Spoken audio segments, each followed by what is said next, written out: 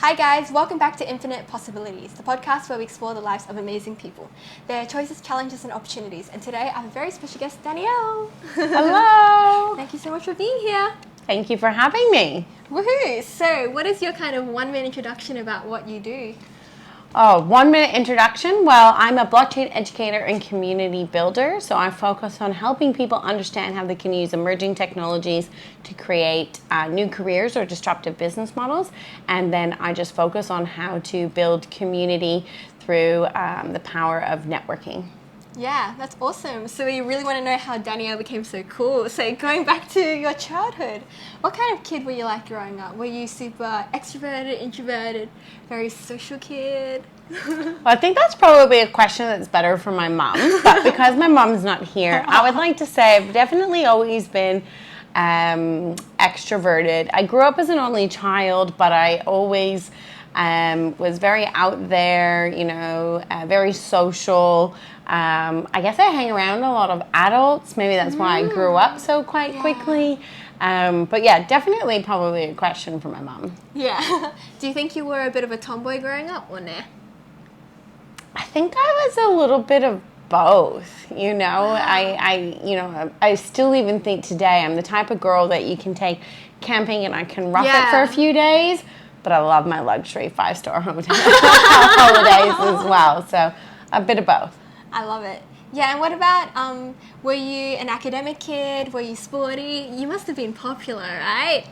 Definitely not academic. I did play, like in my younger years, like if we're talking about when I was in school, I was into what I call it, like track and field, and then basketball and cheerleading.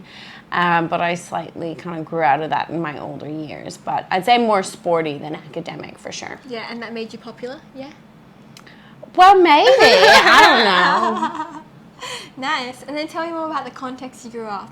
You told me you had a strong desire for financial security and freedom and wanted to live a different life to your family members. So can you tell me more about that? Yeah, so, growing up, we didn't have, although I grew up with a very loving family and my mom provided me a lot of love and support, we didn't really come from a very strong kind of financial kind of background. My mom did the best that she could do and with the skills and the resources that she was given from when she was a child.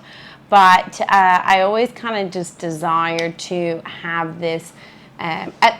Before, I used to call it financial freedom, and then now I realize it's more about financial security. And it's more about if you got hit by a bus tomorrow, how long could you pay the bills? Like if you could not work any longer, how much money do you have in the bank? And so then that's when there's financial security.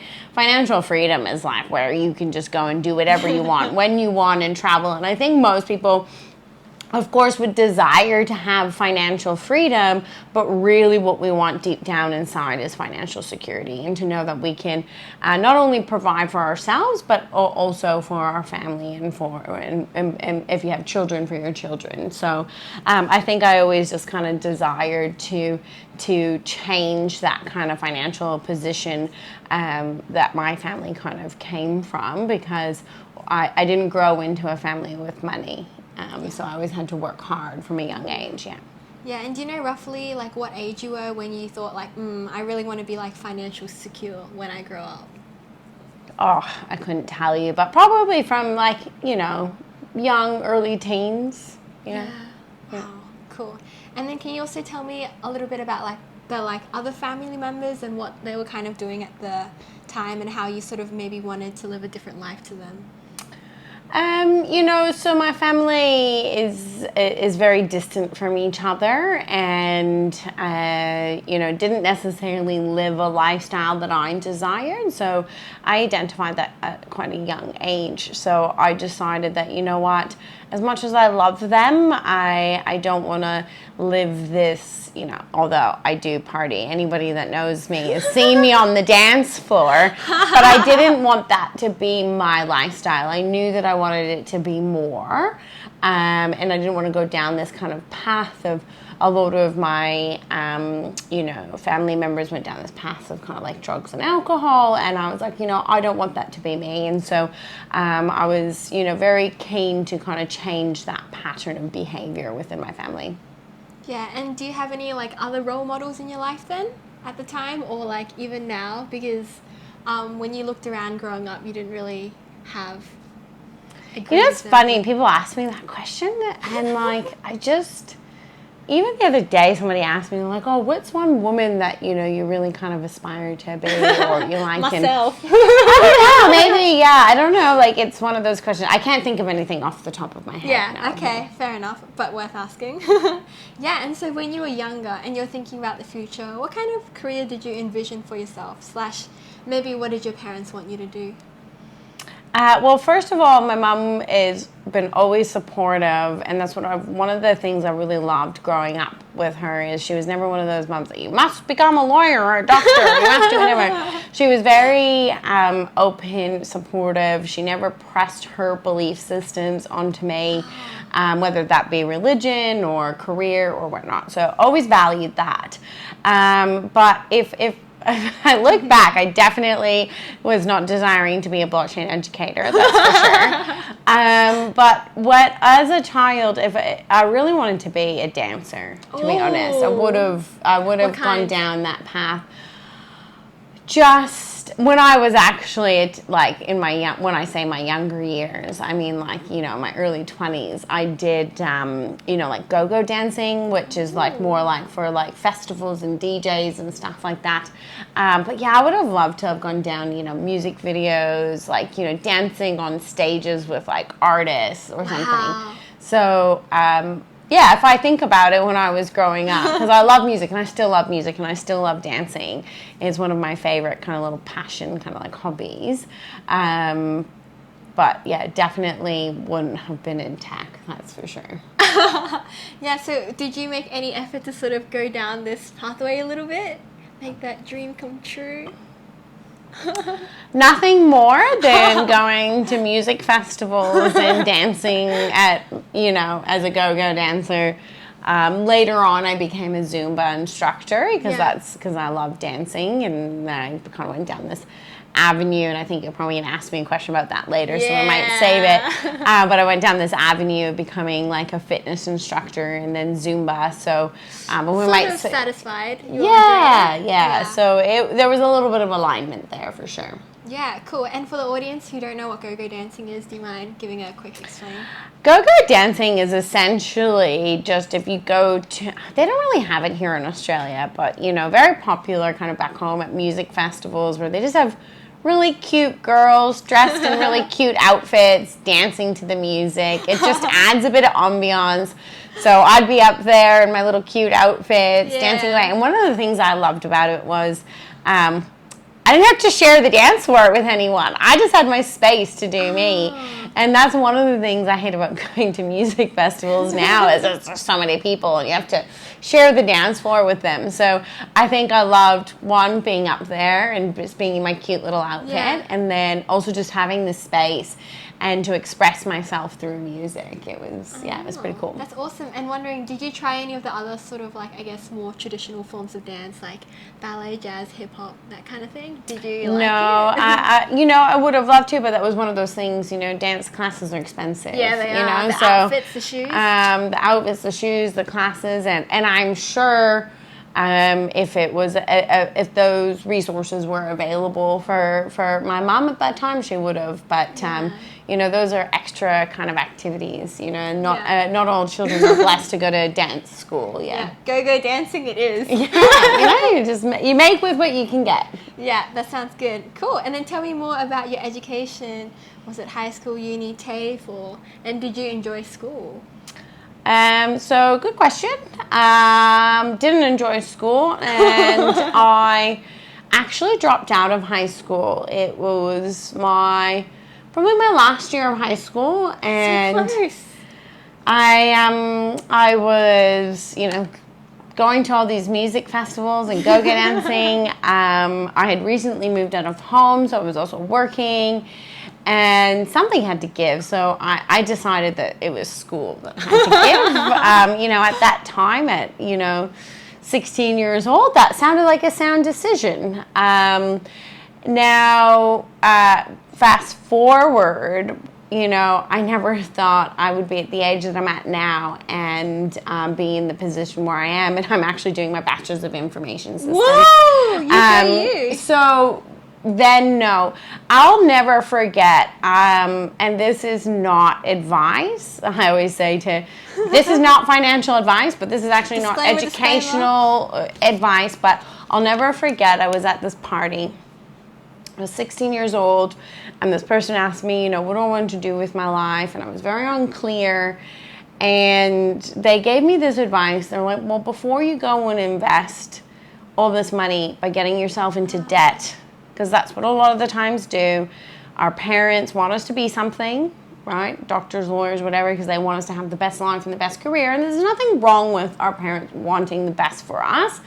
But a lot of the times they want us to go and then put ourselves into debt. So unless your parents are willing to pay for that. But a lot of the times too, it's a society that tells us that what we're supposed to go to is go to school, get a good education, and get a good job. However, there's lots of stats out there that you go to school and don't get a job when you come out. People go to school to be lawyers and then they end up bartending or whatever because the numbers aren't there. Anyways, I digress. Fair enough. This person said to me, they're like, my recommendation is that you go and travel. Go and find yourself. Go and find who you are, what you want, what you like. Because other than the whole dance thing, I didn't really know what I wanted. So I did that, and I went traveling, and then that's where I met my ex. I was overseas, and then I did this big stint of living overseas in Greece and in Canada and working in hospitality. And I did that for a while, and it was a really fun lifestyle. And then I was like, okay, now what? And so I have this saying, I'm like, my 20s were my fun years. My 30s are actually where I've now completed 2 diplomas, 2 advanced diplomas, and now I'm doing my Bachelor's of Information Systems. So time to get educated. My 30s was just full of education, both academic and non-academic. I think that's why my brain hurts so much. And then I think my 40s are going to be the best years of my life. Wow, sounds good. Awesome. I do want to backtrack because I guess not finishing high school is a really big turning point. So at that time, was that a very easy decision? Something has to give. Yeah, it must be school. Don't like that much anyways. Yeah, easy. Didn't even think about it twice. Yeah. And what about parents' approval? Did you have to go and hey mom, what are your thoughts on me, leaving school? Well, at that time I wasn't living with mum, so I just did what I wanted. I'm sure she wouldn't have agreed with it. Yeah.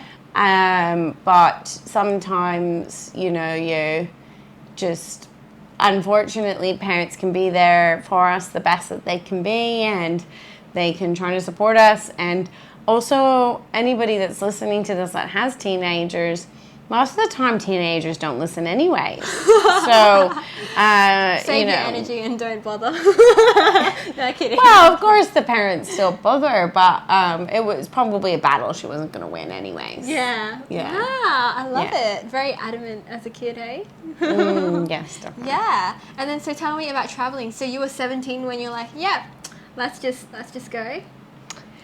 So my first overseas trip when I went to Thailand, I was 17, so I started that. And then I came back to Canada, and I was working, and I was like, you know what, and then when I was 18, I went over to Spain for a holiday. Then I came back, and then I was like, you know what, I just can't be here. I think it was a year and a half straight just working. And were you working in hospitality? Yeah, working in hospitality. Well, the first 2 times I went traveling, I was just on holiday. Yeah. And then I was like, you know what? I'm here and I'm just living this lifestyle of work, sleep, party, repeat. Work, sleep, party, repeat. And I just knew that I wanted more for, you know, it was the same thing when I kind of identified that I wanted more than what my, you know, the lifestyle pathways that some of my, you know, external family had gone down. I was like, well, I want more than that. And so I was in this environment where I had all these fun friends that were great at partying, but like it was nothing more than that. And I was like, okay, well, I want to go and experience. So then that's when I went back overseas to Greece, and then I met my ex, and the rest was history. But yeah, it was just more about experiencing more of life rather than, okay, now people will refer to it as the 9 to 5. Yeah. But back then there was no 9 to 5. I didn't even know what 9 to 5 meant. But it was just like, okay, working. If I'm not working, I'm sleeping, and if I'm not working or sleeping, I'm partying. Well, I want more. So then when you start putting traveling into that, at least you're getting this life experience. You're getting different cultures. You're meeting different people. That's interesting. And how long did that lifestyle of like work, sleep, party, like continue for? So was it like for like 3 years, and then you got sick of it, and you're like, hey, I want something more, or? Oh, I don't even know if it's ended yet, to be honest. But I'd say, you know, just that lifestyle, yeah, until I was into my early 20s. And then I moved overseas. But even though I was traveling, it was still eat, sleep, party, travel, eat, sleep, party, travel. So like, I just added another element to it, yeah. Yeah. And then when did you like go into like overseeing bars and restaurants, that kind of thing? Oh, that's always been from the beginning. Started working hospitality when I was like 16 years old. My ex owned bars. Well, when I met him in Greece, he owned a bar there, and then he came to Canada and to Whistler, and then bought some bars. And I've always worked in bars. It's 20 years of hospitality. Wow. Yeah. And so tell me about that unhealthy lifestyle that comes with hospitality that we might not be aware of, because we're like, oh, isn't that the dream? Well, I think, you know, in general, I think people are starting to realize now, you know, all the yummy foods and the quick stuff and the fast food and all that, you know, I think people understand what an unhealthy lifestyle is. But when you own bars and restaurants and alcohol's unlimited and food's unlimited and you don't have to pay for it, and yeah, it just turns into this, you know, kind of eat, sleep, party, repeat, you know, kind of lifestyle. At least it's kind of value. Yeah, well, it just, you know, it's great at the time. You think it's fantastic. Yeah, you're like, it's oh, heaven. great. Yeah, it's great. This is amazing. I want to eat something. I want to drink something. Yeah. This is cool. But then after a while, you start to realize, okay, well, this lifestyle is not really, it's, you know, and this is what I really pride myself on now, is living a lifestyle of balance. Like, don't get me wrong, I still love my food, still love my wine, I still love my cheese, but it's all about balance now. Yeah. Rather than before, it was just all about the unhealthy activities. Yeah. Interesting. Yeah, and what are your sort of general thoughts on like traveling? Like, you know, when you left at such a young age, like, did that kind of change who you were? Did you go through the know thyself, self-discovery, that kind of thing? Any quick insights? I think traveling just opens up you to see culture, and I feel with the COVID pandemic and being a student, I actually haven't traveled overseas for a while, for the last few years, and I desire it because I feel like it's a bit of a reality check when you leave your comfort bubble. Like, you know, here in Australia we have it pretty cushiony, you know, and you go sometimes traveling and you just kind of realize that like not everyone can drink water from a tap, or you know, or you know, don't leave, you go to the beach somewhere, you know, in South America, you just don't leave your handbag on the beach while you go for a swim in the ocean, you know. So little things like that, I think it makes you kind of really appreciate, especially when you grow up in a place like Canada or Australia. Traveling just really humbles you, I think, is a good way. Yeah, that's true. And then tell me about heartbreak, and we want to know your quick sense on on those out there who are going through breakups, heartbreak, any relationship advice from Danielle. I don't know if I'm probably the best person to give relationship advice, but as cheesy as it is, you need to, just be happy and content on your own.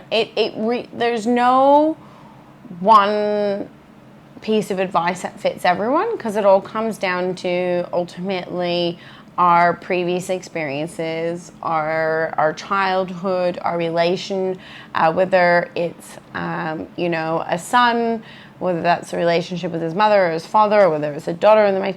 Like, there's so many variables that play into how we react in all relationships, let alone romantic relationships. But I guess if I had to give a piece of advice, is self-development and growth, learning about you on a deeper level. There's things like love languages, attachment theories, getting to know you on a deeper level and understanding that. And it's one of those things that I've been working on over the last few years, and then kind of identify it. Actually, I had a conversation with my friend about it today, and I was like, I don't know why I do this. And actually, wait, I do know why I do it, but how do I? So, they say with anything in life, it's like, okay, now you're aware that this is the reason why you behave this way. Okay, well, if you don't like that you do that, right, then how do you change it? So in terms of heartbreak, I think it's just learn yourself. Generally, if it doesn't work out, it's usually not meant to be. And every relationship that I have been in, there's always a massive learning, such a big learning that I take. And whether it's small, like whether it was like my 10-year relationship that I had with my ex-fiance, or the guy I just like casually hung out with for the last month, I had such big learnings. I probably have bigger learnings in this last casual month than I did in my 10-year relationship, because I wasn't aware. I was not aware. I hadn't done any of the growth. I hadn't done any of the self-development. So in this last experience that I encountered, I was like, why did I act that way? Okay. A lot of reflection. And so my biggest piece of advice is to just, if you haven't done any self-growth or self-development, tap in. There's so many tools and resources out there. But I'm going to go on a bit of a tangent. That's not just with romantic relationships, because I also see some of my personality traits play out the exact same. When I have uncertainty, my anxiety goes up. Now, this is in a romantic, in a business, in a friendship, all of those relationships. And so that's what I love about the love languages. The love languages, if anybody doesn't know about the 5 love languages, go research it. But I feel like you know about it. You can take those. So mine's words of affirmations. So I need my boss to tell me I'm doing a good job. I need my boyfriend to say, you look good. Or the guy that I'm dating, like, I'm really keen to hang out. Like, now, I'm not going to go too deep down into why I have those love languages, because that's like probably a whole nother podcast series. But those can be taken. Those can be taken into any relationship that you have, really. That's interesting. It's just a common thread. Yeah, fair enough. And straight after heartbreak, did you go straight into partying to drown out the sorrows, or did you have a sort of like routine to sort of kind of pick yourself up? I know you went and came to Australia. It's funny that you actually asked that question, because I remember when I broke up with my ex-fiance, and I definitely had a habit of having a good time, but I actually turned to fitness. And I got into, this was like almost 10 years ago now, and I turned into fitness, and I got in the best shape of my life. Wow. I felt good, and that's when I became... and I went down to Zumba, and I actually find it's a pretty common pattern I find that when I'm going through the breakup, I'm definitely an emotional eater, and I love my wine. So like wine and cheese are like my comfort foods while I'm going through it.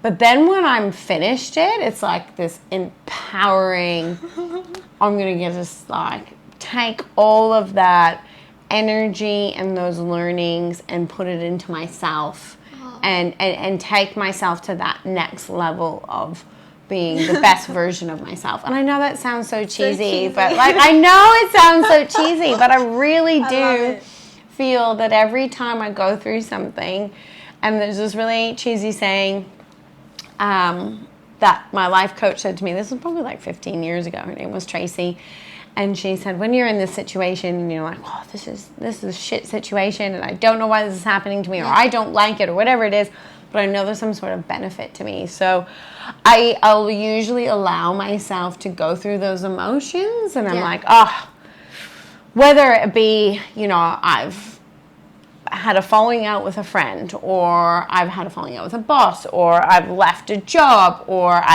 a guy's pissed me off, or I've broken my heart, or whatever it is, I genuinely, you know, I do turn to food and wine, and I'm like, you know what? This is your comfort, that's fine. Just live in this moment, but know that when you get out of it, there's going to be some major benefits to you. And I usually find that when I have those aha moments, it just helps me become better in the next version of myself. Wow, so good. I reckon you can not only educate people on blockchain, but relationships and heartbreak. Yeah, and then tell me, why did you go to Australia specifically for a new start? And was that kind of immediately like change location, new start?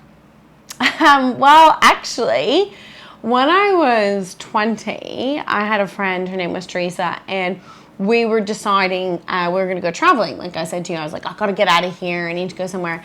And we bought the Lonely Planets. I don't even know if those books still exist. Yeah, they do. And we bought the Lonely Planet Australia, and we're going to travel. And then she pulled the pin on me, and I was like, well, I'm not going to go to Australia, which is like all the way across the world on my own. So I messaged some people that I knew in Greece, and that they always said they were Greek Canadians, and they said, oh, if you ever come back, you know, we'll give you a job. So I messaged them. I said, hey, do you remember meeting me 3 years ago? Will you give me a job? Anyways, they said yes. So I went back to Greece instead, found, you know, that whole story. They gave me a job, met my ex. The next 10 years of my life we've already talked about. Then when I split with my ex, I was getting in like the best shape of my life, and I was just started teaching Zumba because we were also engaged to get married, so I was like getting in the best shape for my wedding. And then we broke up, and I was like, well, there's a Zumba conference in LA, and I was like on this mission to do things that I'd never done before, and I'd never gone traveling on my own. I had traveled heaps, but never on my own, always with a friend or a partner. It's like that security blanket. So I booked this trip to LA, and I went to Venice Beach on my own, and I met this girl, her name's Kathleen, and I was staying in this hostel, and I felt, at that age, I was 30, and I felt too old to be in this hostel, and they're all young, and they're all going out, and she's like, hey, you gonna come to this comedy night? And I'm like, nah, like, you know, I'm too old. I'm like, I want to like get up in the morning, and like, you know, I was really into my fitness back then, you know, doing Zumba. She's like, oh, come on, it will be fun. And then I got talking to her, and she was from Australia, and I was like, oh, I'd really love to go to Australia, but I'm too old now because for anyone that is watching this, to get a working holiday visa, I don't know, it might have changed now. But you have the cutoff, which I thought at that time was 30. And she goes, no, you can still apply. You just have to enter before you're 31. And I was like, oh, okay. So I started chatting with her, and then she convinced me to go out that night. And then I met this guy, and he was Australian. So it just felt like there was all these signs. And then, you know, hung out with Matt a little bit, and then I went back to Canada, and at that time, anybody that knows Whistler is full of Australians, but at the time I had this girl living with me, and her 2 cousins had come over, and I was like, guys, should I go to Australia? And the guy that I had met in And LA was from Brisbane, and I was like, not that nothing ever eventuated, but you know, you're kind of like, oh, maybe I should move to Brisbane. Maybe there's going to be something.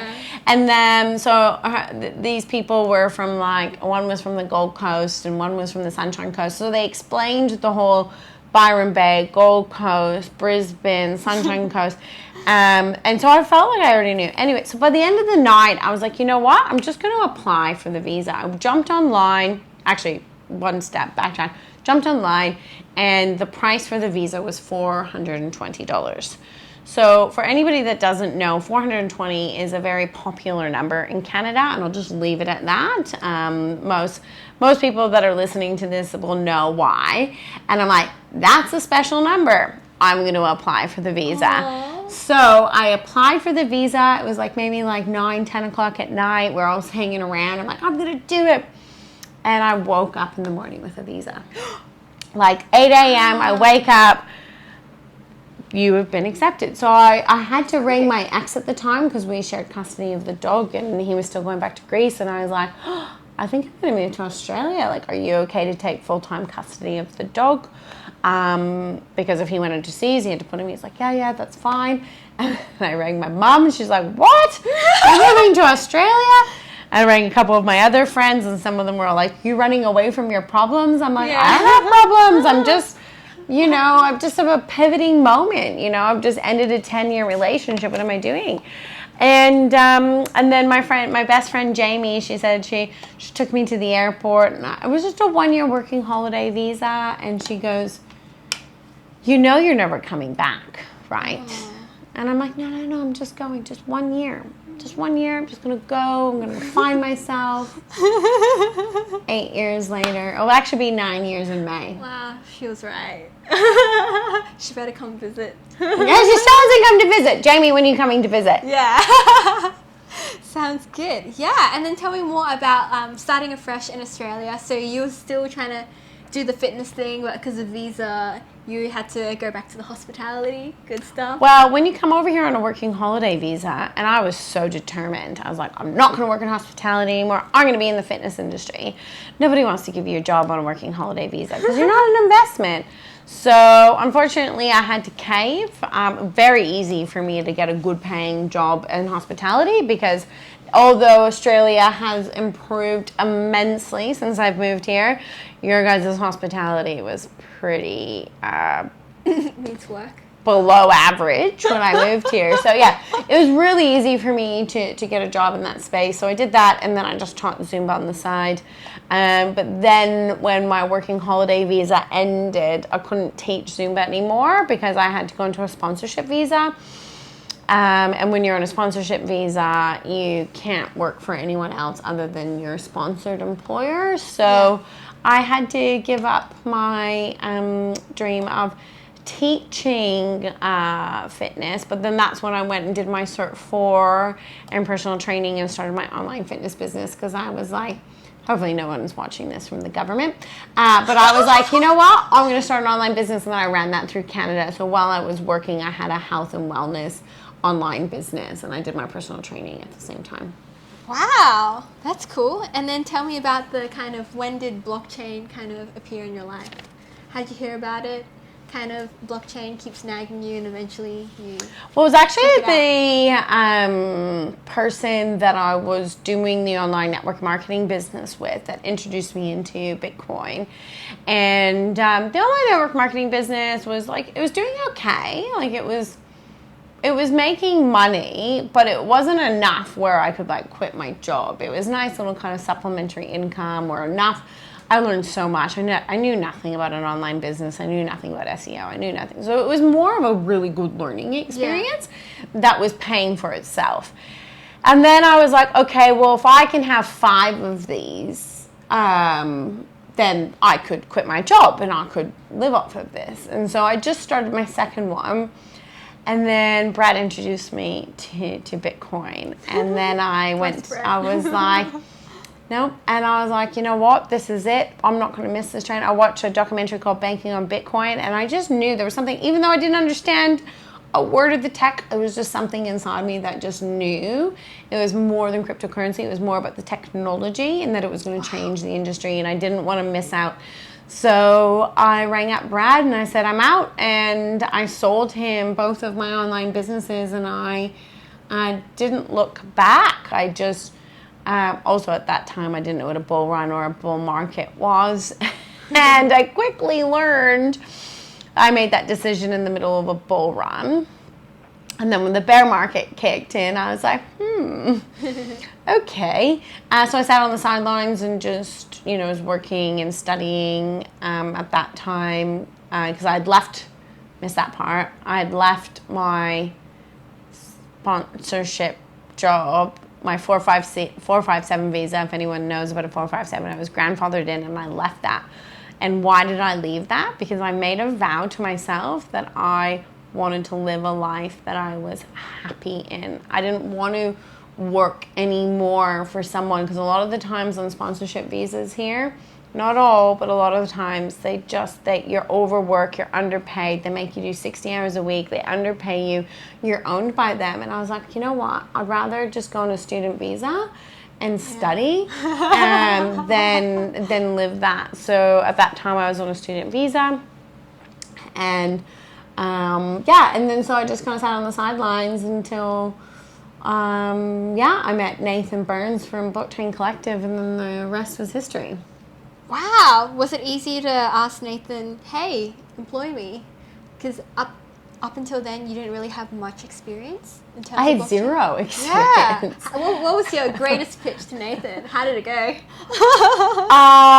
Actually, it was a friend of mine, Curtis, that I had met through a friend of a friend. And then I said I had a chat with him, and so my friend Craig introduced me. He's like, oh, you're into crypto, you need to meet Curtis. And he brings me along and I meet Curtis. And then I'm sat there having a chat with Curtis, and Curtis goes, you actually know a lot more than you actually think you do. I'm like, oh, really? Yeah, I was all chuffed with myself. Yeah. And he goes, yeah, especially being a woman and being like this early, because this was back in March 2020? No, this was even before then. This was in early 2019. So I was pretty chuffed. I was like, oh, maybe I know more, like the whole imposter syndrome. I was like, oh, maybe I know more than I do. And a lot of people were saying, there's a huge opportunity for people like yourself to just help educate the new people into the space. And I was like, okay, I can do this. And then I went to the Bitcoin City Cash Conference up in Townsville, and I found myself in a room full of 2,000 developers and 5 women and 200 men. And I was just like, so I don't know how many I say, 5,000? I meant 200. 200 developers, which were basically, and there's 5 women in the room and then me. Yeah. So I was, not only was I not a developer, but I was a minority. And I felt comfortable, and I was like, you know what, I can do this. I can go to these types of events. I can take all this information, and then how can I help the average mom and pops, if you want to kind of say that kind of terminology, learn about this technology. So that was in September 2019. And then I went to the Blockchain Roadshow, and that's when I met Nathan. When my friend Curtis introduced me, he goes, oh, I know these guys, I'll introduce you to him. And then I just said to them, I was like, oh, I want to work in the industry. I don't know how or what I'm going to do. And then they just said, oh, well, we've just started our education company, which are the Blockchain Collective are the curators of the diplomas and the advanced diplomas of applied blockchain. And I was like, okay, great. So they just gave me an opportunity. I actually drove down from Brisbane down to the Gold Coast, and they weren't paying me at the time. It was just, I was just eager beaver. And I remember my girlfriend at the time used to say to me, she goes, they're not paying you, and you drive to the Gold Coast. And it was a sales job at the time, which was just basically trying to help people learn about the course and sell the course. And I said, because I just want to learn. I just want to be in the space. I want to learn how, I don't have any experience. Why is someone going to pay me? I don't have any experience. So I did that, and then fast forward a couple months later, I remember sitting there to Nathan and Austin, who's one of the other co-founders, and I said, I wish this course was available for international students. I would way rather study this. At that time, I had just enrolled in my second student visa, and I was doing a 3-year accounting visa. Not because I like accounting, just because it was the cheapest, longest visa I could find. And I was like, but I'd love to study something that I actually am passionate about. And then they said, oh, it's funny that you should say that. The applications are in. It should get available for Cricos. For anyone that knows what Cricos is basically this, courses have to get approved for international students to study it. So I was the first international student to enroll in the courses and complete both the diploma and the advanced diploma of applied blockchain as an international student. Wow. And then, the rest is history from there. Awesome. And then tell me when you started your own website. She's, what is it called? She's blockchain savvy? She's tech savvy? She's blockchain savvy. So I started studying early 2020, and it was right around that same time where I identified that, okay, I'm new to the industry. I don't have a lot of experience, but I'm going to study these courses and I'm going to get qualified and I'm going to become, an expert. They say on average it takes 5 to 7 years to become an expert. Okay, so I'm only, not halfway there. Yeah. But I was like, but what can I do? And what that's building community and helping other beginners. So I created She's Blockchain Savvy, which was a brand to inspire more women into entering the place. But it was also for, it's not just purely for women, but it was kind of like, well, I'm blockchain savvy, or the women can be blockchain savvy. So I launched that brand more as kind of just like a little kind of personal, hobby, kind of little side business while I was studying. Yeah, that's cool. And was it sort of like hard to put yourself out there? Because a lot of people, they're scared of, creating their own website, having their own thing. There's always fear of failure. I still have it, and it's great. Like, people are like, oh, your website looks great. Fantastic. It doesn't actually make any money, right? Like, that's the thing, right? So, like, you can have a beautiful website, and you can be really good at what you do. And I also say this to the developers all the time. I'm like, you can have the best code and you can be the best developer.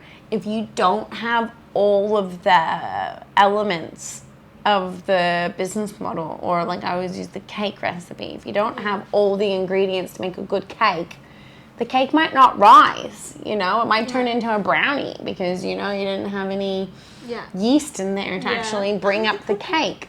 Sounds like you do a lot of baking. Well, no, I actually don't bake at all. But so I didn't have the money or the resources or the experience to do the marketing and the advertising and the everything. So it just ended up kind of being a big, massive learning experience for me and a stepping stone. So I think that in life, I always feared that I would fail. But then what I realized, they're actually just stepping stones. Like, I created She's Blockchain Savvy. And then, I was like, okay, but wait a minute. And there was this marketing company that was really trying to get me to go like hardcore on women. And I was 3 months into it and I said to them, I was like, no, this is not what I want. I'm like, I'm a blockchain educator. Me empowering women is just one element of what I do. Yeah. But that's why I also founded All Things Blockchain. Yeah, tell me more about that. So in November 2020, there's a really long story to it, and I'm not going to babble on about that. But there was a lot of meetups and organizations that were being run with an intended purpose of selling or convincing people. We call them maxis, whether they were Bitcoin or Bitcoin Cash or whatever, Cardano, it doesn't matter. They're like maxis, and they're just like, all they want to do is convince you that Bitcoin is the one and only, or Cardano is the one and only. And then you had people that were doing meetups that because they wanted to sell you into their workshop on how to become a crypto millionaire and like trade. There was also people that said that these meetups were for community, but really they were actually being run by an organization, and they would take sponsorship dollars and then they would actually pocket that money. So I just noticed all of this happening, and I was like, I want to create a meetup that is a nonprofit association that is run and organized by the community. So I rang up a couple of guys and I said, hey, I don't have the experience, because this was in November 2020. I'd only been studying for about 6 months. I was like, I can't run. I was like, what I can do is I can organize the events, I can build the community, I can do that side, but I need help with the education side. I can do the beginner stuff, but like obviously we want to accommodate to more of the intermediate to advanced. And so Stefan and Magnus, they were, that like I must have been a good salesperson, because they said yes. then we, All Things Blockchain was born. It was a nonprofit. We had about 9 founding members. We all put in some money and we started this association. And then, fast forward later, we're almost at 2,000 members. Hopefully we're about 30 away from cracking 2,000 members. And one of the things, we've probably got about 10 sponsors. It's middle of the bear market. We've got 10 sponsors and we're growing our membership every single month. So something I'm really proud of. Yeah, for sure. Wow. Awesome. And then now also tell me about your current position at Solterra Web3 and how did that come about? So Solterra Web3, I'm the head trainer and kind of do like the blockchain operations side at Solterra, which is a non-profit. No, it's a private, I'm like so used to saying non-profit. It's a private registered training organization. So a lot of people hear of like TAFE, right? Yeah. TAFE's an RTO, but it's government funded. So then there's private registered training organizations. How did I ended up there, though, was that there was such a shortage in demand in trainers. When I was doing my studies, I was sought after. I probably taught about 4 or 5 different RTOs before I ended up at Solterra, including TAFE Queensland. And I quickly identified all of the pros and cons within the education system. Not only am I an international student, I'm also actually a registered education agent, and I have a business called Australian Pathways. I haven't even told you about that one. I also worked for RTOs as a trainer.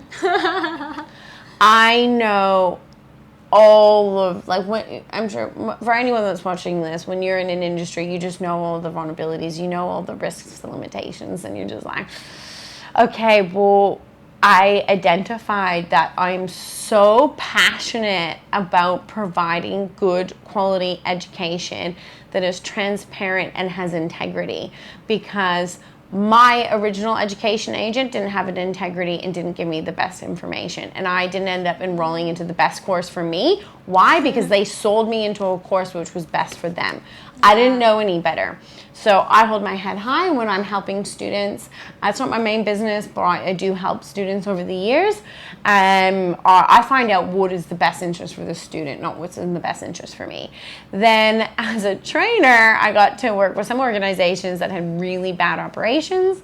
And then I also had some that didn't care about the students. So you're just a number. And the quality of education, the amount that they pay, the amount of resources that they put in, it's all about numbers and just pushing them through.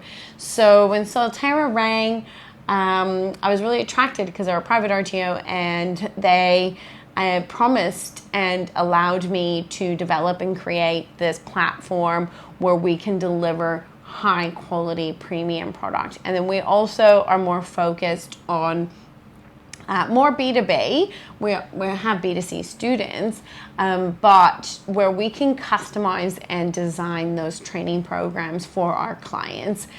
So it's not cookie cutter. Yeah. So we deliver accredited courses in the diplomas and advanced diploma of applied blockchain, which are all about how you're going to apply emerging technologies to business models. So if you're looking to transition your career, how can you take the skill sets that you already have, whether that be in accounting, HR, marketing, whatnot? You need to understand the industry so that you can look at it through that lens, because all the startups that are in the Web3 space, they need all of the roles. But if you don't understand it, how can you even participate in conversations and dialogues? So it's not about becoming an expert in blockchain, but it's about understanding how blockchain is being applied to business so that you can look at it through those filters. Okay, if you're in HR, if you're in marketing, or if you're in legal or whatever, if you understand the technology, then you can look at it from your expertise and with that filter and that lens. Yeah, that's awesome. Sounds like a perfect fit with all your experience. Yeah? Yeah, sweet. So we're nearly at the end of the podcast, just a few more quick rapid fire questions. So Danielle, what do you think the meaning of life is in your opinion? That's a really deep question. The meaning of life, I think, is to just discover what makes you happy and what can you give because the more that you give, the more that you receive. Oh, beautiful. And if you won the lottery tomorrow, what would you do differently about your life?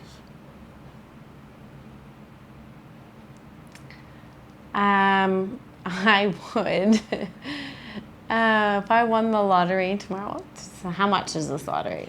Maybe because there's that's the gift. Is it 100,000? Is it 10,000? Is it 100 million? Let's go for 100 million. 100 million.